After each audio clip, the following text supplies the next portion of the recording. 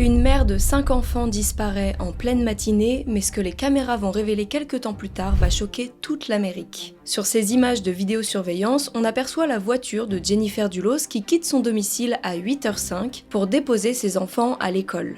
4 minutes plus tard, les caméras la captent de retour chez elle, et là, c'est la dernière fois qu'elle est aperçue. Jennifer, qui semble pourtant être rentrée chez elle, va rater 2 rendez-vous médicaux importants qu'elle avait prévus plus tard dans la journée, et c'est la nounou des enfants, inquiète de ne pas avoir de nouvelles, qui alerte les autorités en fin de journée. Ils se rendent rapidement sur place, mais la maison est déserte. Jennifer est introuvable alors que les caméras de vidéosurveillance confirment qu'elle est bien rentrée chez elle ce matin-là. Mais alors, où est-elle passée, et surtout, que lui est-il arrivé ce 24 mai 2019. En passant en revue les vidéos des caméras de surveillance et l'enquête de police, je vous raconte le mystère résolu de la disparition de Jennifer Dulos.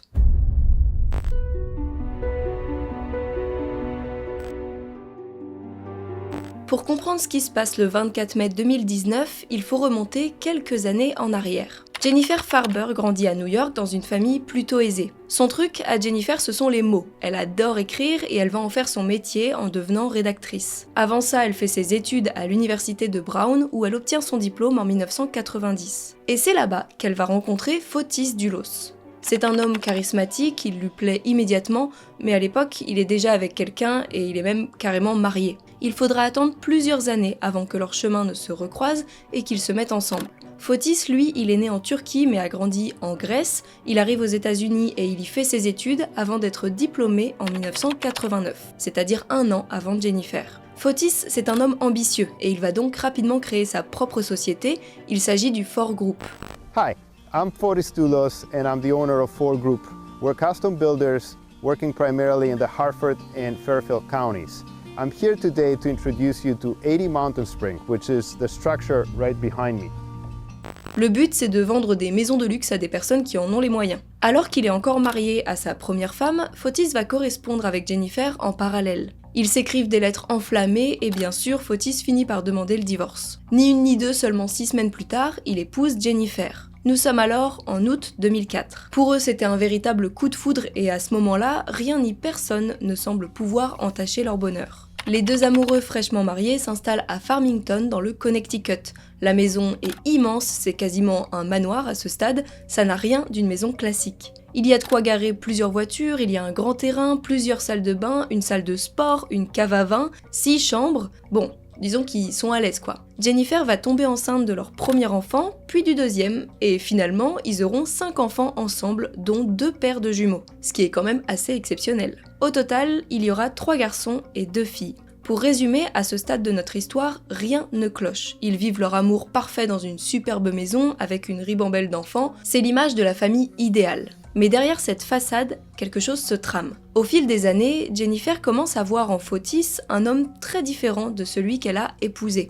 Les tensions montent, les disputes éclatent, Fotis est de plus en plus absent, il fait sa vie de son côté et Jennifer, elle se sent vraiment seule. Finalement, elle voit si peu son mari qu'elle commence à avoir des doutes concernant sa fidélité. C'est en mars 2017 que tout bascule. Jennifer confronte Fotis sur ses soupçons de tromperie et elle découvre que son mari entretient effectivement une liaison avec une femme du nom de Michelle Troconis. La jeune femme est originaire du Venezuela et ça fait déjà près d'1 an qu'elle fréquente l'homme marié. Il y a comme un schéma qui se répète, je sais pas si vous avez remarqué. Bref, on comprend mieux pourquoi celui-ci était de moins en moins présent à la maison. En juin 2017, Jennifer prend ses 5 enfants, quitte la maison de Farmington et s'installe dans une maison louée à New Canaan, à environ 70 km de là. On pourrait croire que Fotis est mortifié de faire voler son couple et sa famille en éclats, que sa femme se sente obligée de partir avec leurs enfants, mais non, au lieu de ça, il invite immédiatement Michelle Troconis et la fille de cette dernière à venir vivre avec lui dans la maison.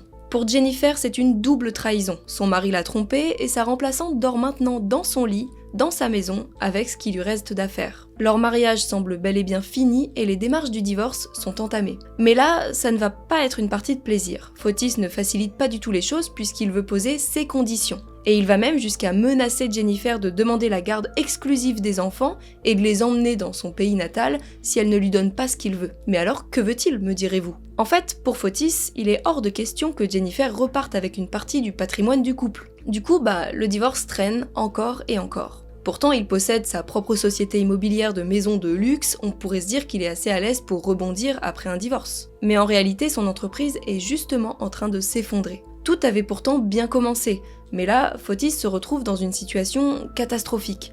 Il a beaucoup de dettes, y compris des dettes auprès du père de Jennifer pour une somme de près de 2 millions de dollars. Et évidemment, avec le divorce en perspective et en plus le décès du père de Jennifer, la famille de Jennifer réclame les sous que Fotis leur doit. Pire que ça, il se rend compte qu'il ne pourra plus du tout compter sur eux pour maintenir sa société à flot. Coup de massue supplémentaire, aucun nouveau projet immobilier n'est prévu pour l'année suivante, donc zéro rentrée d'argent. Pour Fotis, évidemment, c'est une catastrophe. Sans rentrer trop dans les détails, pendant des mois, il va faire de nouveaux emprunts pour rembourser les premiers, il va empocher des chèques d'assurance qui sont pourtant au nom de Fotis et de Jennifer, mais évidemment, il garde la totalité des sommes, soit 200 000 $ pour lui tout seul. Jennifer ne verra pas un centime de cet argent sur ses comptes personnels. Bon, du coup, voilà la situation, la demande de divorce avance très peu, elle traîne pendant des mois, et Fotis est dans un vrai cul-de-sac. Il a beaucoup de dettes, ne sait pas comment il va réussir à tout rembourser s'il ne garde pas la totalité des sous et du patrimoine qu'il possède à deux avec Jennifer, et pourtant, il continue de vivre la belle vie avec sa nouvelle compagne Michelle,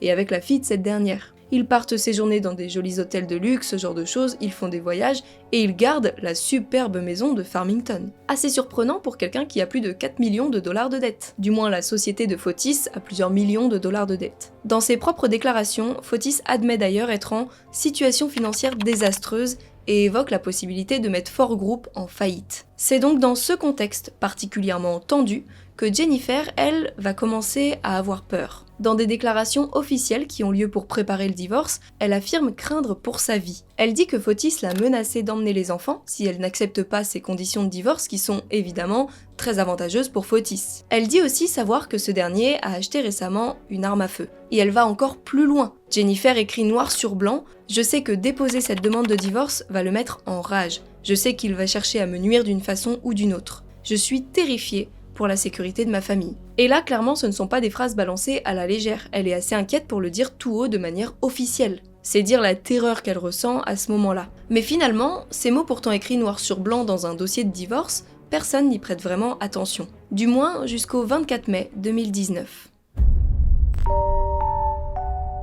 Le 24 mai 2019, c'est un vendredi. Jennifer se lève comme tous les matins, elle prépare ses 5 enfants pour aller à l'école, et ils montent tous dans la spacieuse voiture noire de Jennifer. À ce moment-là, elle prend la route vers la New Canaan Country School qui se trouve à quelques minutes. Les caméras de surveillance d'un voisin vont d'ailleurs la filmer à 8h puis 8h05, faire son aller-retour depuis chez elle jusqu'à l'école. En somme, cette matinée s'annonce plutôt banale, mais après ça, rien ne sera plus jamais pareil, puisque Jennifer disparaît. Pourtant, la jeune femme a 2 rendez-vous médicaux importants prévus en fin de matinée et en début d'après-midi. Les rendez-vous sont planifiés depuis longtemps, etc. Mais les heures passent et elle ne se présente pas à l'un ni à l'autre, sans prévenir d'un quelconque empêchement. C'est Lauren Almeida, une amie de Jennifer mais aussi la nounou des enfants depuis quelques années, qui va être la première à comprendre que quelque chose ne va pas. Après l'école, Lauren récupère certains des enfants de Jennifer vers midi, parce que bon, c'était une demi-journée d'école, et elle écrit à Jennifer pour l'informer qu'il mange et poser une question. À ce moment-là, elle n'a aucune réponse. Elle s'inquiète pas trop, elle sait que Jennifer a des rendez-vous. Elle lui écrit à nouveau entre 14 et 15 heures pour savoir si Jennifer rejoint bien Lauren et les enfants chez Gloria, donc la mère de Jennifer, mais toujours rien. Pas de réponse. Le dernier message de Lauren, qui commence à s'inquiéter de n'avoir aucune nouvelle depuis plusieurs heures, demande à Jennifer si elle rejoint Lauren à son rendez-vous chez le dentiste en fin d'après-midi.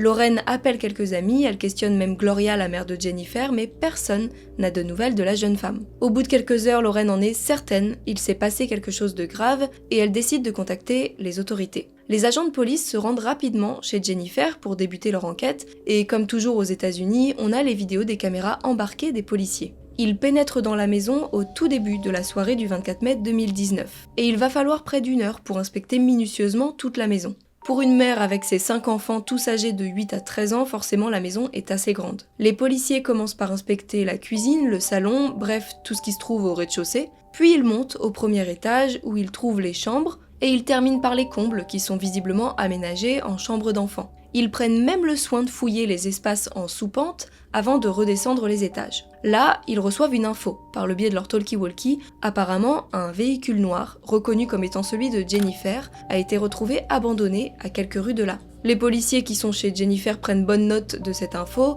et ils terminent leur inspection par le garage. C'est en arrivant à l'intérieur du garage, où est encore garée l'une des voitures de Jennifer, qu'ils ont une impression étrange. Et leur malaise va rapidement se confirmer, puisqu'ils remarquent immédiatement d'étranges traces rouges sur l'avant du véhicule. Bon, ils pensent tout d'abord que la voiture a peut-être heurté une biche ou un animal sur une route, ce qui expliquerait les traces de sang, mais au fond, tous commencent à redouter la même chose. Qui plus est, la voiture présente dans le garage est justement celle que Jennifer devait prendre pour se rendre à ses rendez-vous au cours de la journée. Et oui, parce qu'elle utilise l'autre bien plus grande pour se déplacer avec sa petite famille, mais lorsqu'elle est seule, le petit SUV que les enquêteurs ont sous les yeux est bien plus maniable, surtout pour aller en ville. Cela ne peut signifier que deux choses pour les policiers. Soit elle est finalement partie avec l'autre voiture bien moins pratique, sans raison particulière, soit elle n'a finalement jamais quitté la maison après avoir emmené ses enfants à l'école. Ce même soir, les enquêteurs contactent Fotis par téléphone pour l'informer de la disparition de sa femme. Et la réaction de ce dernier les interpelle immédiatement. Il n'a pas l'air particulièrement inquiet, il ne pose aucune question, ne semble pas surpris ou confus. Alors, je veux bien entendre qu'ils soient séparés et qu'ils ne se préoccupent plus forcément de savoir ce que Jennifer fait de ses journées, mais de là à réagir comme ça questionne tout de suite les policiers. En général, dans ce genre de situation, les proches contactés ne comprennent pas. Ils veulent savoir ce qu'il s'est passé et ils noient les enquêteurs de questions. C'est humain, et pourtant, Fotis, lui, ne fait rien de tout ça. Le lendemain, toute la police de New Canaan se met en branle, parce qu'avec la disparition de Jennifer, les traces de sang découvertes dans le garage, évidemment, le pire est envisagé. La voiture retrouvée à quelques kilomètres de là a été passée au peigne fin, et tenez-vous bien, les policiers y ont retrouvé le téléphone de Jennifer, qui était éteint depuis un bon moment, ainsi que des traces de sang. Du sang qui appartient, vous l'avez deviné, à Jennifer. D'autres traces supplémentaires sont également retrouvées dans la maison, surtout dans le garage, sur la porte, un mur, mais aussi dans la cuisine. Mais les marques sont quasiment imperceptibles, comme si tout avait été minutieusement nettoyé. Mais les policiers, évidemment, ne sont pas dupes, pour eux c'est une évidence, ils se trouvent sur une scène de crime. Bon, c'est bien joli, mais à ce stade, les enquêteurs n'ont pas encore toutes les pièces du puzzle. Ils savent que quelque chose de terrible s'est passé ce matin-là. Ils savent que la voiture noire de la jeune femme n'a pas été conduite toute seule jusqu'à là où elle a été retrouvée, quelqu'un l'a forcément laissée là. Mais pour découvrir qui est mêlé à toute cette affaire,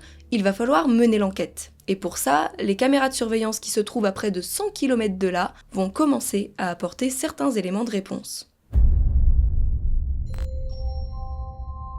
Bon, reprenons le fil de l'histoire. Jennifer a disparu, elle semble n'avoir jamais quitté sa maison pour ses rendez-vous. En revanche, une de ses voitures a été retrouvée non loin de sa maison, abandonnée au bord d'une route. Pour les policiers, un scénario très clair commence à se dessiner. Jennifer semble avoir été victime d'un meurtre dans sa propre maison, et puisque son corps n'est plus là, il a probablement été emmené via son propre véhicule. Alors, c'est bien de supposer, mais il faut des preuves. Il faut voir si quelqu'un semble effectivement s'être rendu chez Jennifer ce matin-là. Les policiers étudient donc les caméras de surveillance du quartier et aucune voiture suspecte ne passe dans le coin qui, il faut le dire, n'est pas très passant. Aucune voiture ne passe par là, mais par contre une silhouette noire sur un vélo va tout de suite attirer l'attention des enquêteurs. Il pourrait s'agir d'un simple promeneur, mais encapuchonné comme ça, de si bon matin, et qui se dirige tout droit vers la maison de Jennifer. Tout de suite, les sens aiguisés des policiers se mettent en alerte. Ils vont alors, caméra après caméra, remonter la piste de l'homme à vélo pour voir d'où il vient. Et là, surprise, il mène tout droit à la maison de Fotis Dulos. Pour les enquêteurs, ce n'est pas une si grande surprise, Fotis était déjà le suspect numéro 1 dans cette affaire. En remontant la piste du coup, les policiers s'aperçoivent que les caméras capturent une Toyota rouge qui quitte la maison de Fotis aux alentours de 5h45 ce matin-là. Alors bon, Fotis ne possède pas ce genre de voiture en réalité, mais elle appartient à l'un de ses employés, à qui il a l'habitude d'emprunter le véhicule. Les caméras filment donc la voiture rouge qui quitte silencieusement l'allée. D'autres caméras de surveillance d'une station-service le capturent ensuite sur la route en direction de chez Jennifer. La caméra embarquée d'un bus scolaire capture le même pick-up à 7h40, garé dans un petit renfoncement au coin d'une route qui, comme par hasard, correspond quasiment exactement à l'endroit où sera retrouvée la voiture de Jennifer le soir même. Pour les enquêteurs, ce n'est pas un hasard, bien au contraire. Mais alors, juste avant, je vous parlais d'un vélo, du coup, quel est le lien ? Eh bien, l'une des caméras va filmer le véhicule dans un angle assez précis, un petit peu du dessus, qui permet de voir, à l'arrière du pick-up, un pneu de vélo qui dépasse. Pour les policiers, il est évident que Fotis a pris le véhicule d'un de ses employés pour brouiller un petit peu les pistes. Il s'est garé au coin d'une rue à quelques kilomètres de chez Jennifer, il est monté sur le vélo qu'il avait bien pris soin d'embarquer avec lui et il a fait les quelques kilomètres restants en pédalant. C'est là que les caméras vont d'ailleurs filmer la silhouette sur le vélo peu de temps avant 8h du matin. À 10h25, donc 3 heures plus tard environ, on peut voir la grosse voiture noire de Jennifer passer par cette même route en sens inverse. Le puzzle est en train de prendre forme. Pour les policiers, le vélo et le corps sans vie de Jennifer se trouvent alors dans sa propre voiture conduite par Fotis. Mais les enquêteurs ne peuvent encore rien affirmer, tout simplement parce qu'il est impossible de prouver que c'est vraiment Fotis sur ces images. Du coup, ils ne peuvent rien faire de plus que de continuer d'enquêter dans l'ombre en espérant trouver d'autres preuves plus accablantes. Et ils ne tarderont pas à mettre la main dessus. Pendant ce temps, Fotis, de son côté, est interrogé par les enquêteurs afin de savoir précisément ce qu'il a fait de sa journée le 24 mai 2019, lorsque Jennifer a disparu. Évidemment, notre suspect ne se fait pas prier. Il raconte sa journée dans les moindres détails, il y en a même presque trop. Comme s'il avait carrément répété son texte. Son alibi est par contre confirmé par sa nouvelle compagne, Michelle, qui raconte le déroulement de la matinée lors de son interrogatoire à elle aussi. Elle décrit une matinée plutôt ordinaire, elle s'est réveillée avec Fotis, ils ont pris une douche ensemble, elle a préparé le petit déjeuner de sa fille, l'a amenée à l'école, etc. Mais elle décrit sa matinée avec un tel niveau de détail, avec les heures précises, etc., que ça ne ressemble pas à de simples souvenirs spontanés. Ni une ni deux, les policiers vont alors perquisitionner le domicile de Fotis et Michelle. C'est là qu'ils vont découvrir quelque chose de très étrange. Ils retrouvent 2 pages manuscrites, rédigées en 2 écritures différentes, celle de Fotis et celle de Michelle, détaillant presque heure par heure, minute par minute, où il se trouvait le 24 et le 25 mai. Le script de Fotis précise même la tenue qu'il portait, son rendez-vous à 7h15 dans son bureau avec Kent Manuway. Tout ça est bien entendu confirmé par Michelle, mais aussi par le téléphone de Fotis qui n'a visiblement pas bougé de la maison de ce dernier. Mais étrangement, ces scripts, aussi minutieux soient-ils, vont être complètement contredits par de nouvelles images de caméras de surveillance qui se situent à près d'une centaine de kilomètres. Vers 19h, le jour de la disparition de Jennifer, la voiture de Fotis est filmée en train de longer lentement Albany Avenue à Hartford, à près d'1 heure de là. Mais alors qu'est-il parti faire là-bas, me direz-vous? Les policiers ne vont pas tarder à le découvrir. Régulièrement, tout le long de l'avenue, Fotis s'arrête à intervalles réguliers. Il sort de son véhicule, le contourne afin de récupérer de grands sacs poubelles qui sont à l'arrière, et il les jette dans des poubelles qui longent la route. Il va répéter cette opération près de 30 fois sur une distance d'environ 6 km le long d'Albany Avenue. Parfois, lors du même arrêt, il va déposer des ordures dans 2 poubelles différentes, et il recommence quelques mètres plus loin. Les enquêteurs sont sous le choc. Déjà, Fotis n'a jamais parlé de cette petite virée en voiture lors de son interrogatoire, mais en plus de ça, il semble clairement se débarrasser de choses compromettantes. Un autre détail, et pas des moindres, va interpeller les enquêteurs puisque Fotis n'est pas seul dans sa voiture. Sur l'une des images, on distingue clairement une silhouette assise sur le siège passager, et à l'un des arrêts, elle se penche par la portière pour jeter quelque chose dans une grille d'égout. Elle est rapidement identifiée, ça ne fait aucun doute, il s'agit de Michelle Troconis. Donc là, clairement, le soir de la disparition, pendant que les amis de Jennifer alertent la police, Fotis et Michelle font leur petite balade en voiture, bien trop pressés de se débarrasser de tous les sacs contenus dans le véhicule. Les enquêteurs envoient immédiatement des équipes fouiller les bennes à ordures pour récupérer chaque sac, et ce qu'ils y trouvent ne va clairement pas en la faveur de Fotis et Michelle. Il y a des vêtements tachés de sang, notamment un soutien-gorge qui sera identifié comme étant celui de Jennifer, des gants, des éponges, des serviettes entières imbibées de sang. Les policiers vont également réussir à récupérer une grosse enveloppe que Fotis avait jetée dans une bouche d'égout lors d'un de ses arrêts. À l'intérieur, ils trouvent 2 plaques d'immatriculation au nom de Fotis Dulot. Pour les enquêteurs, il devient évident que Fotis a tout simplement pris le soin de nettoyer méticuleusement la scène de crime le jour du meurtre. Petit détail apporté par Laurine, la nounou des enfants et amie de Jennifer, la veille du meurtre, elle avait pris soin de racheter un lot de 12 rouleaux d'essuie-tout qui avaient été placés dans la cuisine de la maison, mais le soir même de la disparition, il n'en restait que 2. Finalement, c'est le résultat des analyses ADN qui va transformer ces sacs en preuve définitive. Les vêtements retrouvés dans les sacs portent l'ADN de Jennifer, et sur certains d'entre eux, les analyses révèlent également la présence d'ADN de Fotis Dulot et de Michelle Troconis. Pour les enquêteurs, il n'y a désormais plus aucun doute, Jennifer est morte et Fotis n'a pas agi seul. Pendant ce temps, à quelques kilomètres de là, les 5 enfants de Jennifer attendent leur mère. Ils ont entre 8 et 13 ans, ils sont chez leur grand-mère depuis quelques jours maintenant, et ils ne savent pas encore que cette attente ne se terminera jamais. Mais bon, malgré ces révélations accablantes, les enquêteurs n'ont toujours pas de corps. Et sans corps, inculper quelqu'un de meurtre reste un défi immense. Heureusement, ce qui va faire basculer l'affaire, ce sont les interrogatoires et les analyses qui vont révéler de nombreuses choses dans les jours qui suivent. Le 1er juin 2019, une semaine seulement après la disparition de Jennifer, Fotis Dulos et Michel Troconis sont placés en garde à vue. Les charges retenues à ce moment-là sont la falsification de preuves et entrave à la justice. Donc pour l'instant, aucune accusation de meurtre. Michel Troconis, qui a validé l'alibi de son mari et a donc déjà menti à la police, va certifier qu'elle ne sait pas ce qu'il s'est passé ce matin-là, qu'elle ne sait pas où se trouve le corps de Jennifer, etc. I have no idea what happened to Jennifer. I have no idea where Jennifer is. Pavel's truck. Did you ever hear of something called luminol? Luminol is something we use to look at evidence, to see if blood was somewhere. When it hits the blood, it illuminates. That's all that. That's blood. And where do you think that belongs to? Who do you think that belongs to? Jennifer. So if you know stuff that you're not telling us, No, I don't that's know. the man you're protecting, because that's some I'm not sick protecting him. I'm not protecting him. Okay. I said, and I really don't want to see him ever again in my life. Selon elle, elle est donc simplement montée en voiture avec Fotis sans savoir ce qu'il faisait. Elle raconte qu'elle était simplement sur son téléphone, qu'elle ne savait pas ce qu'il était en train de jeter, que c'était sans doute des trucs de chantier, des trucs comme ça. Mais une troisième personne va rapidement se retrouver dans le collimateur de la police, il s'agit de Kent Mawhinney. Qui est donc Kent Mawhinney? Eh bien, c'est un avocat du Connecticut, mais un ami proche de Fotis. Et pour rappel, selon Fotis, le matin de la disparition de Jennifer, les deux hommes auraient été en réunion de 7h15 à 8h30, c'est-à-dire exactement le moment où Jennifer a été attaquée chez elle. Mais là-dessus, les policiers ont des doutes. En plus de ça, les téléphones ne mentent pas. Les relevés téléphoniques montrent que Fotis a appelé l'avocat le soir du 24 mai. Quand les enquêteurs confrontent l'avocat, il dit ne pas se souvenir de cet appel. Mais finalement, c'est même pas le détail le plus troublant. 6 jours avant la disparition de Jennifer, 2 membres d'un club de tir d'une ville voisine se promènent sur un terrain arboré et ils tombent sur quelque chose d'assez inhabituel.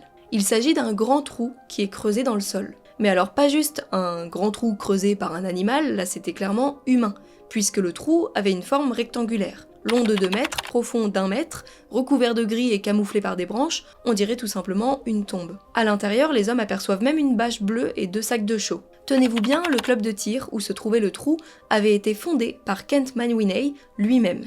Mais lorsque les enquêteurs se sont rendus sur place, il n'y avait plus rien. Le trou avait été soigneusement rebouché et il n'y avait rien dedans. Autre élément qui sème le doute, il s'agit des allées et venues de Michel Troconis dans l'une des maisons de Fotis, juste après la disparition de Jennifer.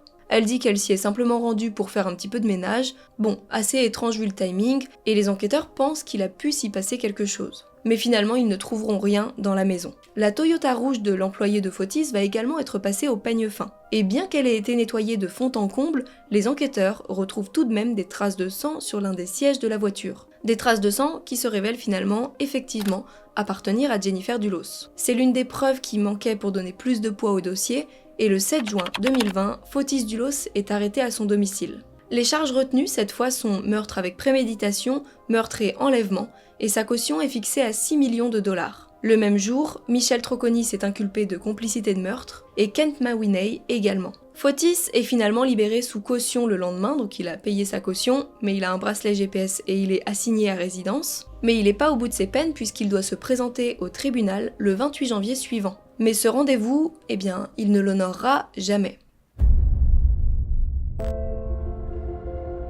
Le 28 janvier 2020, Fotis Dulos a un rendez-vous au tribunal, il avait payé la caution de 6 millions de dollars, donc c'est quand même énorme, pour pouvoir être libre, mais finalement la caution a été révoquée, donc il est censé retourner en prison. À 10h55, avant de se rendre au tribunal, l'avocat l'appelle pour savoir où il en est, et Fotis lui répond plutôt normalement, il donne l'impression d'être sur le départ. Mais finalement, à l'heure de l'audience, Fotis ne se présente pas au tribunal. Les enquêteurs se rendent immédiatement à son domicile et ils le retrouvent inconscient dans son garage. Il a connecté le pot d'échappement de sa voiture à l'intérieur de l'habitacle et il s'est enfermé à l'intérieur dans le but de s'intoxiquer à mort. Les enquêteurs retrouveront dans la voiture plusieurs objets personnels ainsi qu'une note manuscrite. Dans cette lettre, il écrit « Je refuse de passer une seule heure de plus en prison pour quelque chose avec lequel je n'ai rien à voir ». Il affirme que Michel Troconis et Kent, son avocat, n'ont rien à voir non plus avec la mort de Jennifer. Il demande également à ce que le harcèlement cesse auprès de ses proches, en particulier Anna Curry, sa nouvelle compagne. Parce que oui, entre-temps, Michel a pris ses distances et a rompu avec Fotis. L'une des dernières phrases de sa lettre me laisse un petit peu curieuse,